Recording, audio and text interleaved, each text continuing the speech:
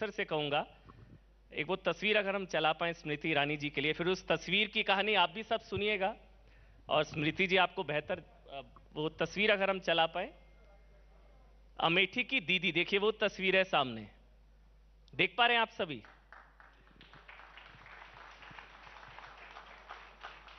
Try cycle, मतलब जितने दिव्यांग हैं अमेठी में 15,000 से ज्यादा ट्राई साइकिल्स बांटी गई। कहानी आप बताएंगी स्मृति जी? मैं बताऊं।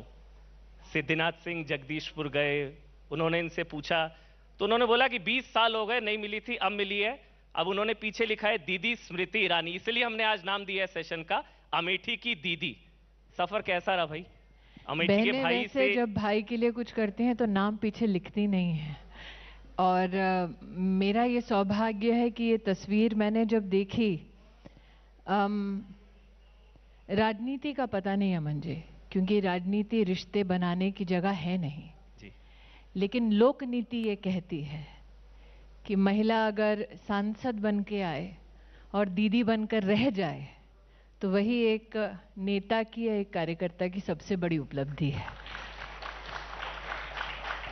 और कोई अपनी चीज पर अपनों का ही नाम लिखता है, तो मेरा नाम अगर उन्होंने लिखा है सम्मान के साथ, तो उनकी बहन होने का मुझे बहुत गौरव है। ये सभी दिव्यांगों को वहां पर ये क्रमशः 7 वर्षों में कई प्रयास ऐसे हुए हैं, लेकिन मुझे लगता है कि एक कहानी जो आज तक शायद कहीं नहीं गई, कहीं भी लोगों के ध्यान में नहीं आई, ऐसी ही एक साइकिल पर एक नौजवान 22-23 साल का बैठा था। मैं किसी कार्यक्रम से निकल रही थी, पता नहीं मन में क्यों आया, मैंने उस नौजवान को देखकर कहा मायूस क्यों हो? तो उसने अपनी ट्राईसाइकिल की तरफ इशारा करते हुए कहा दीदी मायूस ना होऊंगा, 22 साल का हूँ, चल नहीं सकता हूँ और भविष्य भी अंधकारमय लगता है, पता नहीं क्यों मेरे मन में आए चलना है। उसने कहा बिल्कुल चला सकती हो। मैंने कहा कोशिश कर सकती हूँ। संदीप नाम का लड़का है, मैंने कहा आओ दिल्ली में कोशिश करते हैं, एम्स में जाते हैं, देखते हैं किसी के पास कोई तो समाधान होगा। संदीप दिल्ली आया, हम लोग करीबन 1.5-2 महीने तक जद्दोजहद अस्पतालों में करते रहे। ये चुनाव से काफ़ी पहले की बात है और आज संदीप चलता है। तो मेरे लिए अमन जी एक ट्राईसाइकिल तो ठीक है, इनका बड़प्पन है कि मेरा नाम इसमें इंगित किया, क्योंकि ना करते तो वैसे भी दिल्ली में किसी को पता नहीं चलता।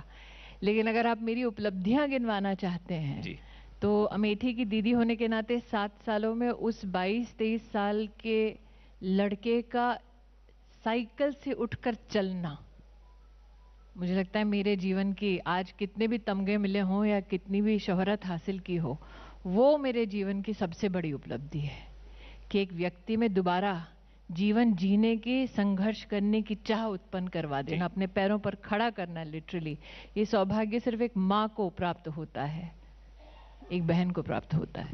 लेकिन अमेठी जी, स्मृति जी, अमेठी की दीदी आप बन गई, लेकिन अमेठी के भाई थे, उनको आपने 2127 किलोमीटर दूर वायनाड का भाईजान बना दिया। मैंने कुछ नहीं किया। सच कहूं तो जहां पर 5 दशक तक एक दबदबा हो खानदान का, वहां पर एक साधारण परिवार की महिला का आना और तख्त पलट देना, ये दुस्साहस मैं नहीं करूंगी। इस बात को स्वीकारना कि अकेले मैंने तख्त पलट दिया। समाज आक्रोशित था, अमेठी आक्रोशित था, और अमेठी ने एक स्वर में निर्णय किया कि अब स्मृति ईरानी तो सिर्फ एक शस्त्र है, एक साधन है। बदलाव वो समाज, वो समुदाय चाहता था। और लोकतंत्र कभी किसी को कहीं से कहीं पटकता नहीं है। लोकतंत्र मौका देता है सुधार करने का, योगदान देने का। ये उस व्यक्ति पर निर्भर करता है कि लोकतंत्र की उस गरिमा को वो पहचाने या ना पहचाने। उस व्यक्ति ने इतना विश्वास अमेठी पर नहीं रखा, और शायद उसका कारण भी ये है कि वो इस बात का एहसास पा चुके थे कि उन्होंने सत्ता तो हासिल की लेकिन सेवा नहीं की, और इसीलिए शायद उन्होंने अपने लोकतांत्रिक अधिकार का इस्तेमाल करके दूसरी सीट अपने लिए मुहैया की। तो ये उनका विषय है, मेरा नहीं।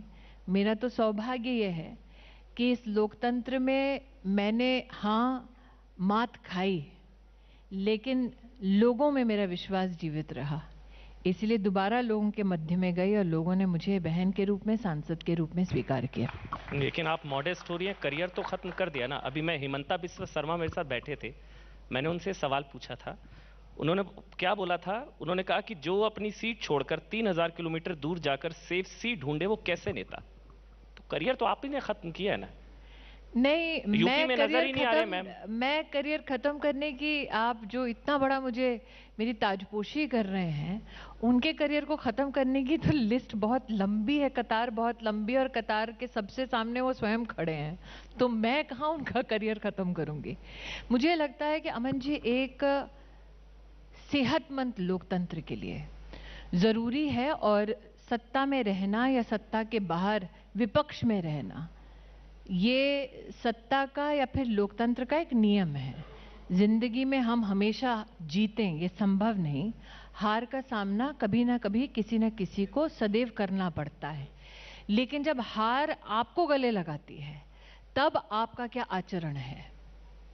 मैं भी हारी 2014 में, लेकिन अमेठी छोड़कर भागी नहीं, वो तो जीत के गायब हो गए। आपका तो घर बन रहा है अमेठी में। जी, शायद पहली बार होगा कोई सांसद का वहां पर घर होगा अमेठी में, अगर मैं गलत नहीं हूं तो आपका घर बन पहली बार जी है। मैंने लोगों से वादा किया था कि अमेठी में क्या क्या कार्य करूंगी। उनमें से कुछ वादे ऐसे, जैसे अमेठी का बाईपास बनाना, वो वादा पूरा हुआ। अमेठी में कृषि विज्ञान केंद्र खोलना, वो वादा पूरा हुआ। अमेठी का पहला सॉइल हेल्थ टेस्टिंग लैब बनाना, वो वादा पूरा हो गया। मैंने ये वादा किया था कि अमेठी में कभी भी डिस्ट्रिक्ट मैजिस्ट्रेट, डीएम कलेक्टर का ऑफिस तक नहीं था, उसकी स्थापना करने का सौभाग्य प्राप्त हुआ। अमेठी में मेडिकल कॉलेज नहीं था, उसकी स्थापना करने का सौभाग्य प्राप्त हुआ। अमेठी में जिला अस्पताल, ट्रॉमा सेंटर, महिला और बच्चों का विशेष अस्पताल वो नहीं था, उसकी स्थापना करने का सौभाग्य प्राप्त हुआ। जो वहाँ के विकास अधिकारी शिक्षा के संदर्भ में कार्यरत हैं, उनका ऑफिस नहीं था, उसकी स्थापना करने का सौभाग्य प्राप्त हुआ। लेकिन प्रश्न उठता है कि मैं तो 2 साल से ही सांसद हूँ जी, वो तो 50 साल सत्ता में रहे, यहाँ भी वहाँ भी, तब भी ये सारी मूलभूत सुविधाएं जो हैं वो अमेठी के लोगों को मुहैया नहीं करवा पाए, जिसे करने में मैं सफल रही। एक अंतिम वादा रह गया था कि घर भी वहाँ बनाऊंगी, जो मैं बना रही हूँ।